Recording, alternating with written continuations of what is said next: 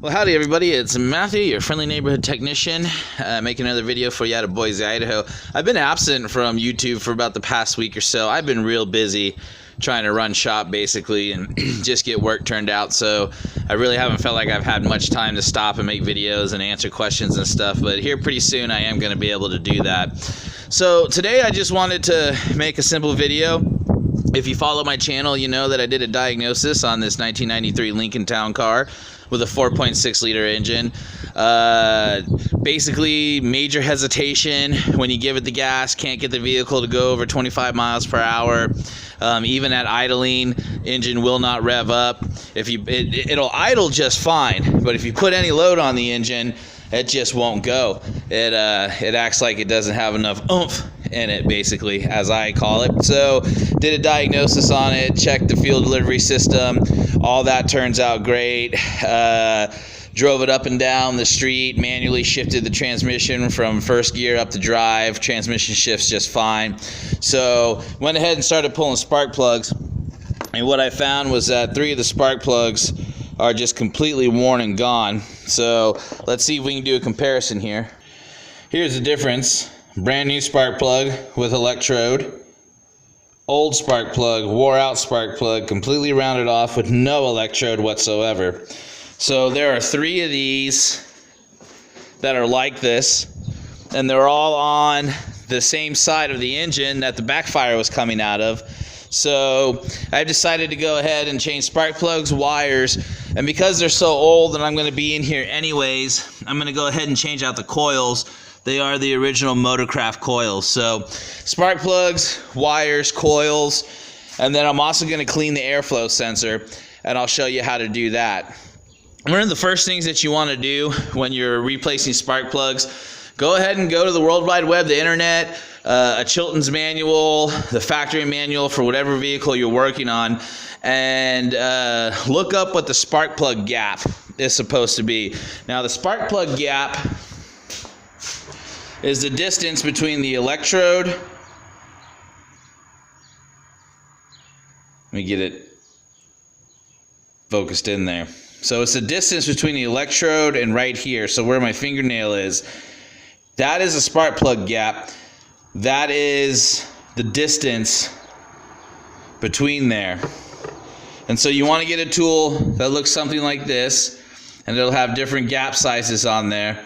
And you want to make sure, so for the 93 Lincoln with a 4.6 liter engine, it's going to be 0.54 millimeters, which is going to be this one right here. And what you want to do is you want to make sure that that fits in between your electrode there. And I'm trying to do this one-handed, so it's running away from me. But so long as that fits in between there, then you're in good shape. If it doesn't fit in between there, then you need to gap it, which means you need to lift this up or push this down according to what your spark plug gapper tells you to do. So the reason for that is so that the spark is proper and it sparks accordingly. If you have too big of a gap, you'll have a weak spark. If you have too little of a gap, you won't have enough spark, and it could affect how your vehicle runs. Another thing you want when you're replacing spark plugs is some anti-seize. And you're going to put this on the threads, and this is what's going to keep your spark plugs from getting seized up after a long time of wear and tear, rusting. This is basically what's going to save you from breaking a spark plug if you ever have to go in and change this. Have you ever gone in and changed the spark plug and it's real hard to turn, or when you do turn it, it makes a god-awful screeching noise? That's because rust and grime and other stuff is built up, and that's exactly what anti-seize does, is it keeps it from building up rust and grime and from getting stuck inside of there. So let's go ahead and start moving forward here, and let's go ahead and start replacing some spark plugs. Alrighty folks, so let's go ahead and get our spark plug installed, all 8 of them. One thing I never do is I never drop a spark plug down into a hole.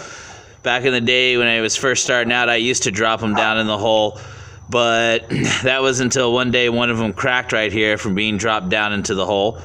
And the car didn't run right. It ran worse than when I started on it. And I had to go back in and uninstall and inspect the spark plugs. And sure enough, I got a little hairline crack on there. So nowadays, I either use a magnet on the tip of it, like so, or I use a pair of needle nose pliers to set the spark plug down in the hole.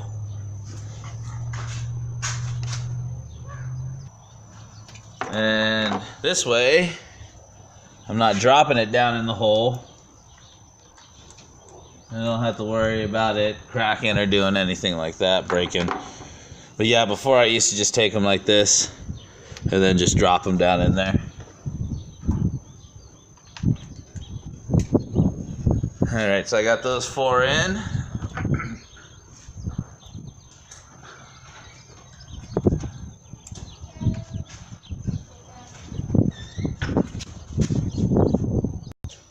Alright, let's see. I missed one here. Yep, right here.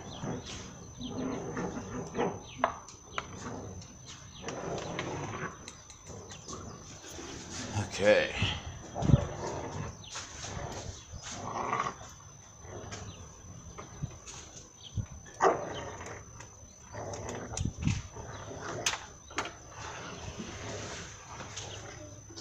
Tight fit in here.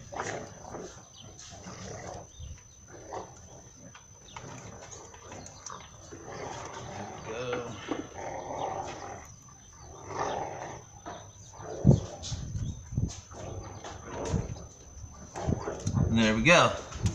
So now we can work on tightening up the spark plugs. Alright, now to fully install the spark plug, I'm just going to start by hand. I'm going to first find it. And I'm actually going to turn it counterclockwise to line it up. And then it should, honestly, your spark plug should install by hand fairly easy.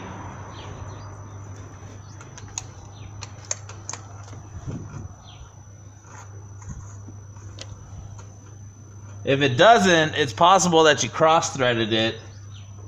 And since you're only doing it by hand, you should be able to back it out and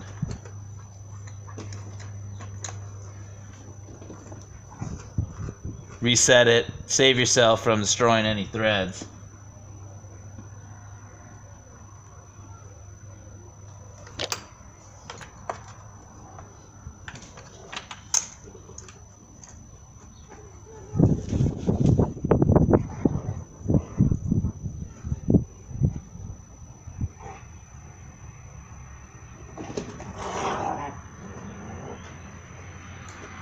Okay.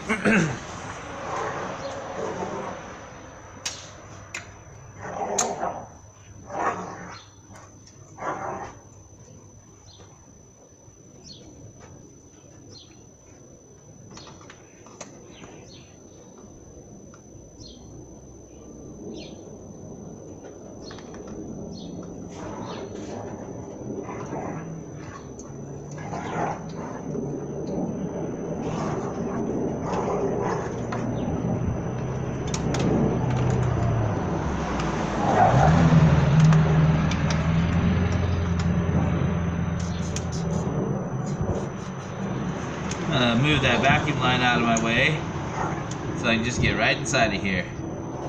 This is a vacuum line to your fuel regulator.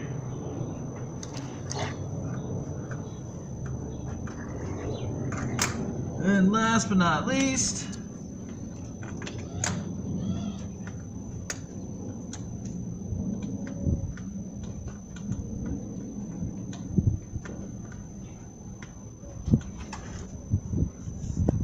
alright, now, lost my socket down in there.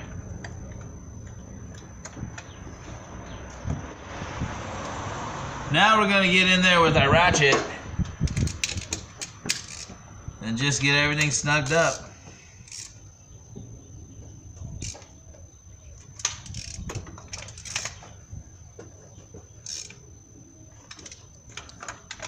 Remember, you don't want to over tighten a spark plug. That one wasn't in there all the way. It is now though. You don't want to break a spark plug. Spark plugs don't need to be really, really tight.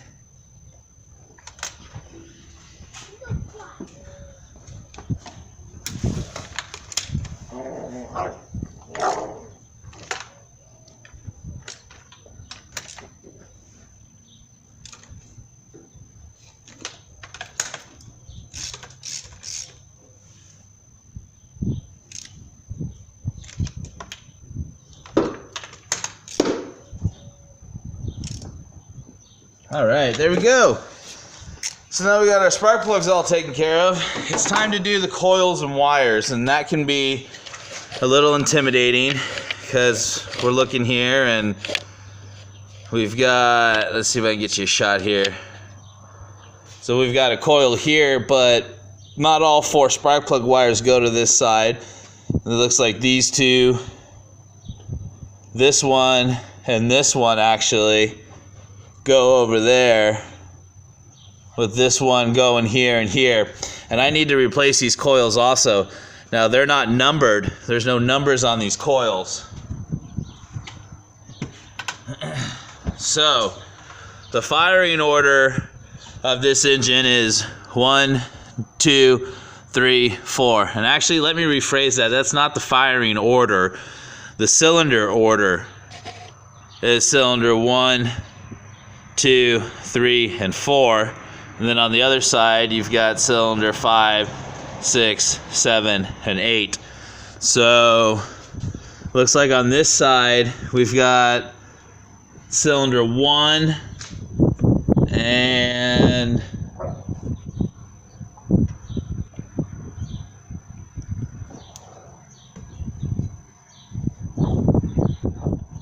cylinder 1 and cylinder 3. It looks like are going to be on this side. Anyways, it can get confusing and make you go, what the heck, how am I going to do this? So what I'm going to do is I've got a coil here, all right, and I'm going to set this coil right next to this one that I'm going to uninstall. And every time I remove a spark plug wire here, I'm going to install my new one on here in that order. And I'll kind of show you how that's going to work. So I've got my spark plug wires laid out, all 8 of them. And I'm going to play the memory match game. So basically leaving everything intact the best I can, since this way I already know where my spark plug wires are going to. I'm going to go ahead and play the memory match game. I'm going to start with this wire. And this wire, number 4, runs all the way over there. So I'm going to go ahead and pull number 4 wire, and then I'll match that wire to the one that I have sitting over there, and then I'll install it on my new coil. So let's see how that's going to work. All right, so here we are. Now a nice, good, trusty mechanics pit is something you might want to have. It just really aids in getting some of these clips undone.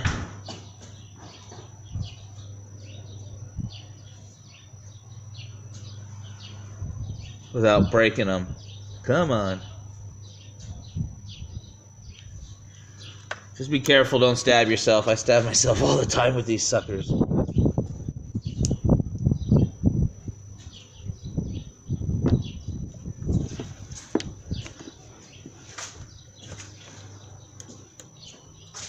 There we go. Come on, there we go.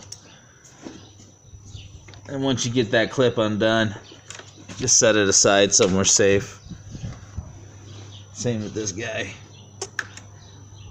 You don't necessarily need to set him aside. And then let's see, got another one over here.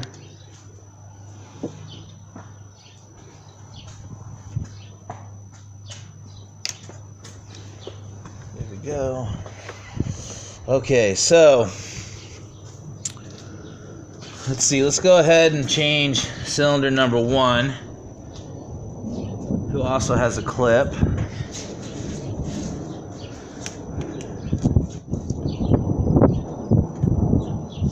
Okay, so cylinder number 1 is here, this little short wire. So I've isolated cylinder number 1 wire. And as you can see, if I remove this out of your way, cylinder number 1 is down here. Okay, so I'm going to pull this guy off. And then I'm going to go match it up. Alright, so now that I found cylinder number 1's match,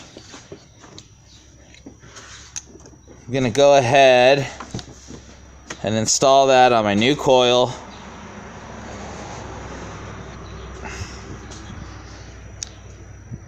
Come on, get in there.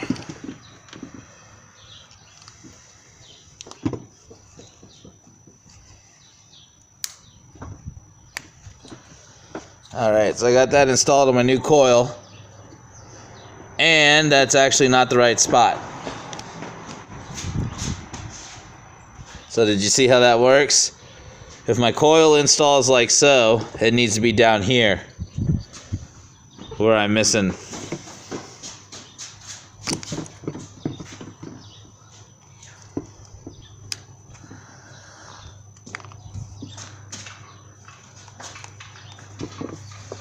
And now that I got it installed on my spot on my new coil, we know it needs to be spun around so it can go to cylinder number 1 right there.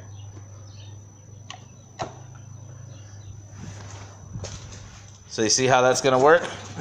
Now let's go ahead, since we're doing this side, and remove this coil, this wire.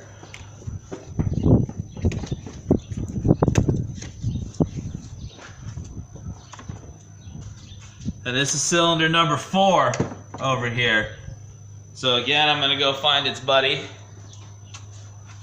its match, and do the same thing. Alrighty, so since I found cylinder number 4's match, I'm going to go ahead and get that installed across the engine.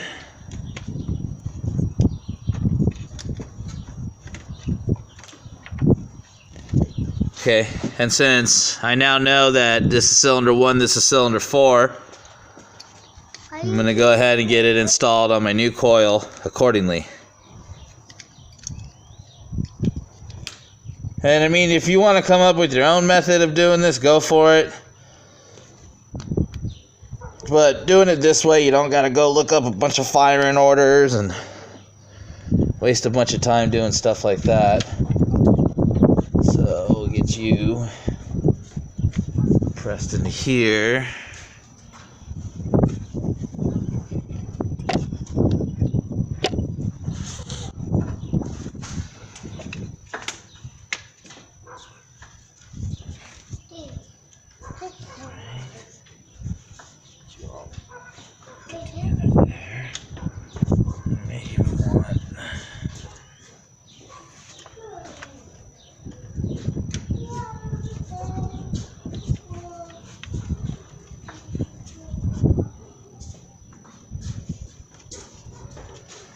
If we got enough room, let's just go ahead and install cylinder 4.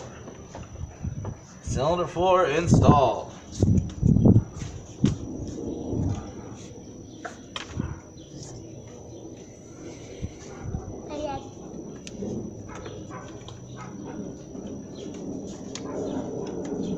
Alright, so cylinder 4 is installed. Cylinder 1 is installed.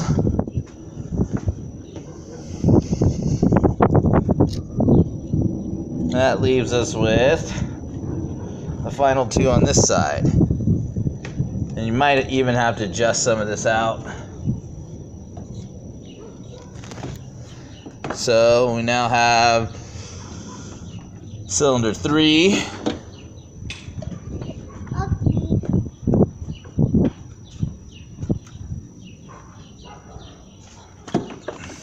Now I'm going to go match that up real quick. Alright, so we know this is cylinder 3, so I'm going to find cylinder 3 here.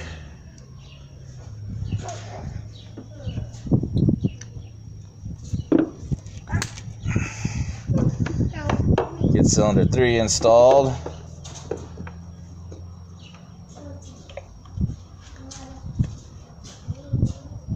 Yay! That leaves us with one more.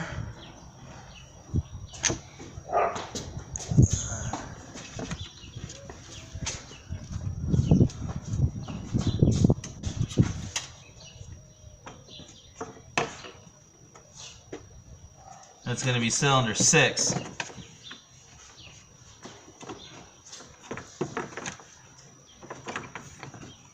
So, I'm going to go match that up. Alright, since I pretty much now know where cylinder 6 is going to install, I'm going to go ahead and uninstall my old coil pack.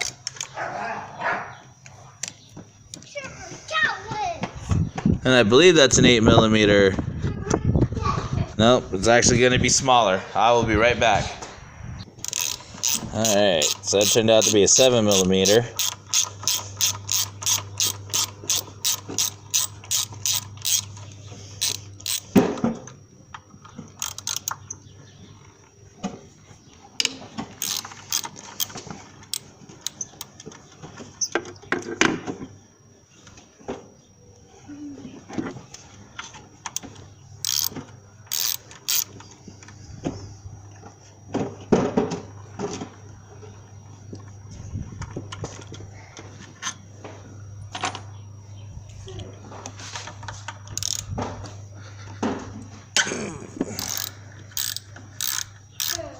Alright, so I'm going to get this removed and reinstalled.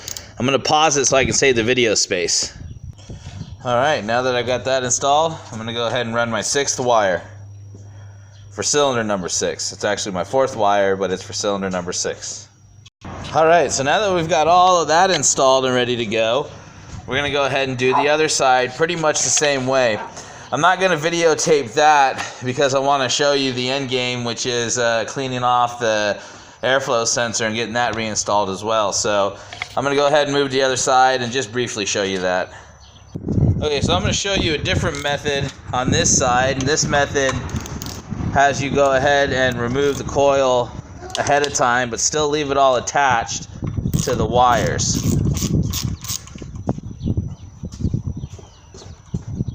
So again, just a 7mm. Go ahead and get this coil removed. Okay, so in this method, I basically go ahead and install the coil.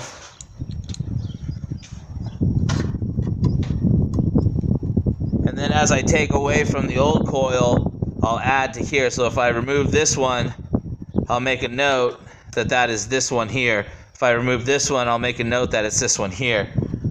And in doing it like this, it's just another method and way for you to keep your firing order, because it can get confusing.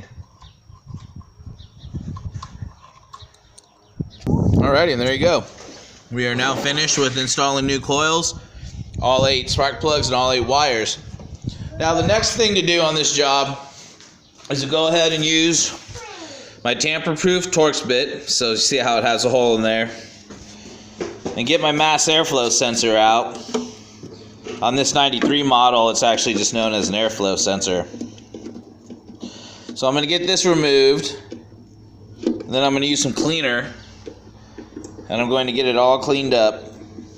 Reinstall it. Put it all back together. And hopefully, everything will run.